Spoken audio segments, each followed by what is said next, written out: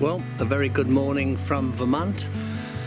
I've just charged the EV, electric vehicle, up, and today I'm going to take you out to take a look at the inlets that run down side of the Connecticut River. They call them a setback here, so I'm going to show you them today because in a few days, if not already, they will be frozen and ice fishing season starts, and I hope to be out on the ice filming them at some point. I've never done it, but we'll give it a go. So let's go down and have a look. Follow me, put your feet up, make yourself comfortable, and I'll go and film some of the setbacks in town, okay? Well, the first body of water we come to is the nuclear plant, which is a couple of miles down the road from us, and we haven't glowed in the dark yet. It's actually closed and being decommissioned at the moment, so the plant is going under a closure. It's been open since the early 70s. I have filmed this before, but not this time of year, so this won't freeze over next to the dam because it's running water, but this will freeze down here for sure. So we're going to go down and see a couple of setbacks, or inlets, whatever you want to call them. They've always got different names here for different things. So that's the dam, and I'll meet you down at the next setback, which is 3 or 4 miles down the road. It's very bright, very sunny. Currently at about 4 degrees C. We did go down to like -5 last night, so I'm expecting to see some of the water bodies there by the Connecticut River frozen, because the river itself will freeze in the middle of winter, and that's quite a sight to be seen because it's a big river, and it will go solid at some point if it gets very cold. So I'll meet you down the road at the next setback. Well, here we are at the first setback. There's a beautiful view of some geese flying off to the warmer parts. They sound really good on this frosty day. There they go.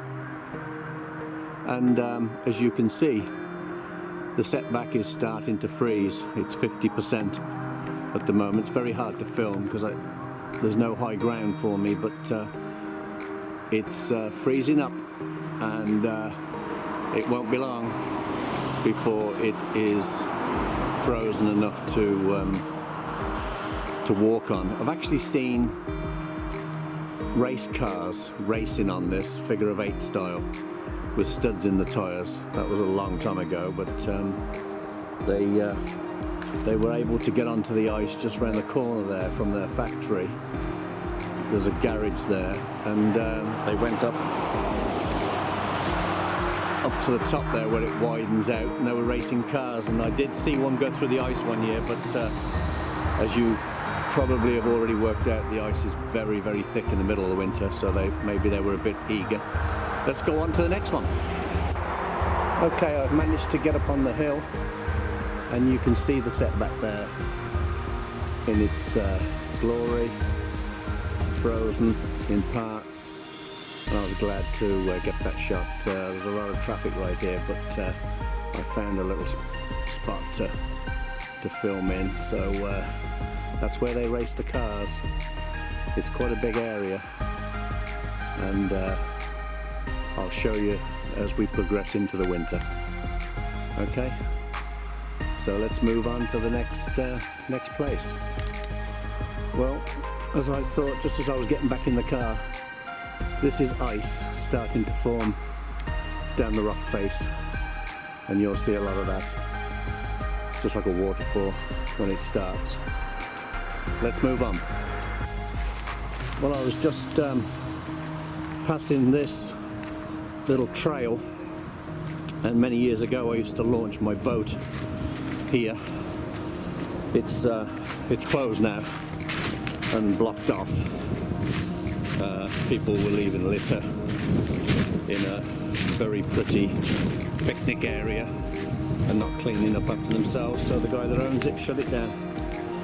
And it made a few of us quite mad, because this was a little area you could park up, it was free, it was private, and it was an easy boat launch, which I think they charge $10 now, £6 or £7 to launch a boat.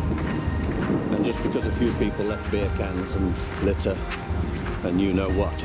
So this is freezing up. Over there it's frozen completely. Not nowhere near strong enough to walk on yet. So we used to keep our heads down, get in the boat, and we used to go over there and just about clear the railroad bridge. If we got down low, we could sneak underneath it, and that become the Connecticut River. And the wildlife here is fantastic. There's otters and beavers and all sorts of cranes, birds, geese. They don't have a lot of swans here, but they have a lot of critters in these reeds. And it was a real fun place to come on a summer's day when it was all in its greenery, nice views. And as I say, the big Connecticut River was just the other side of the railroad bridge. And had some very happy times going down there. So let's move on. Oh, here come the geese. Let me see if I can zoom in on them. I don't know whether we can see them or not, but we'll try. They're difficult to pick up in the air, but you can probably hear them. If I'm lucky, I think they'll come overhead. There they are. So there they go. I'll let you just take in those guys as they fly overhead. It's hard to train in on them. Okay, so let's go on a bit further. Well, just before we get back to the car, I'm just appreciating how nice it is today. This is going to be one of the very few days left. The weather's in a swing pattern at the moment. It goes very cold at night, and then I think next Wednesday we're forecast for a whopping storm. So make the most of today. It certainly is a beautiful day. Crisp in the air, but sun's out. Quite warm, really. As I say, it probably makes 6 degrees today, Celsius, which is good for us at this time of year. So we're back at the car. Let's go on to the next one. Okay, so we're down at the next one. This one is semi-frozen. It's about 50%, I would think. That's where the Connecticut River comes in to the inlet underneath the railroad. It's quite a big body of water, and as I say, it's not frozen down there, but it's about 50% right now. So that will all change in a few weeks.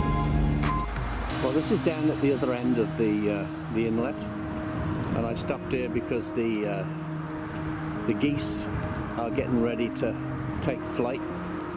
There's the ice in the top of the picture, closing in on them.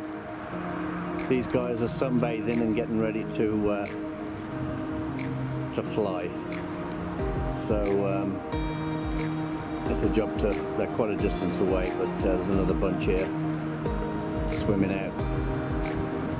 So as I say, there will be all shanties, what they call shanties on here, which are little cabins with heaters in. This will be solid ice for the ice fishermen. Let's go and move on. Well, we've moved down a little bit further, and this one is quite a good size. It's difficult to film here because of the trees, but you get the gist. This one's down by some nice restaurants across the other side there. The Marina restaurant, I don't know if it's open right now. These, sorry, that's a logging truck just coming by, bringing the logs back from New York, I guess. And I've been on this river, not in a motorboat, but in canoes many years ago, and this one's very famous for ice fishing. They have all the family out there. Sounds crazy. Of course, the ice is about 2 or 3 feet thick.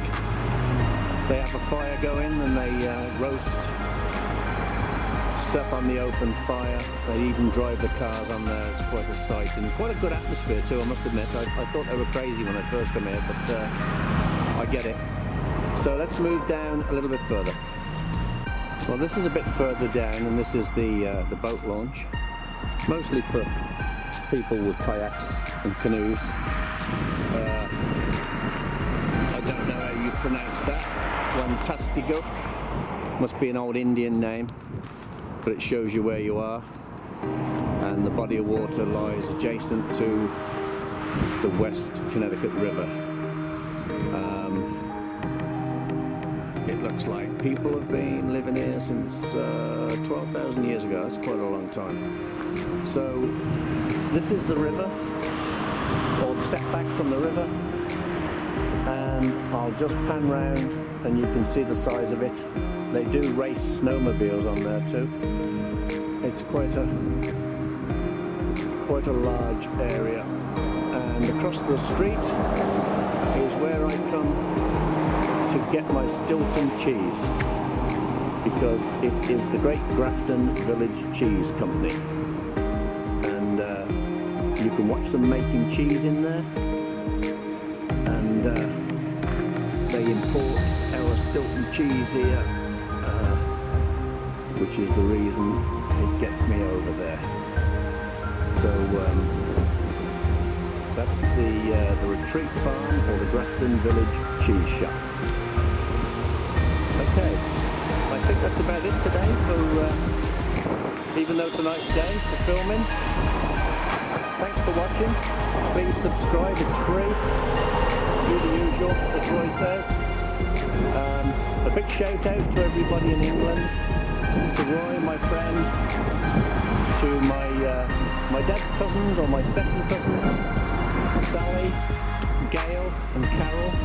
I know you enjoy watching these movies, and it's a pleasure to do them for you. My friend from school, Paul Middleton, who we've just become friends after about 45 years again, and Sue, thanks, who took care of everything when my mum passed. Thank you, Sue. Great company. You did us all proud. All my new friends that I've met on Facebook, and I'll talk to you all later. Stay safe, everyone, in these COVID times. We've got the vaccine on its way, and that will get us all back to a new normal. So stay safe, everybody, and bye for now. I'll see you on the next video.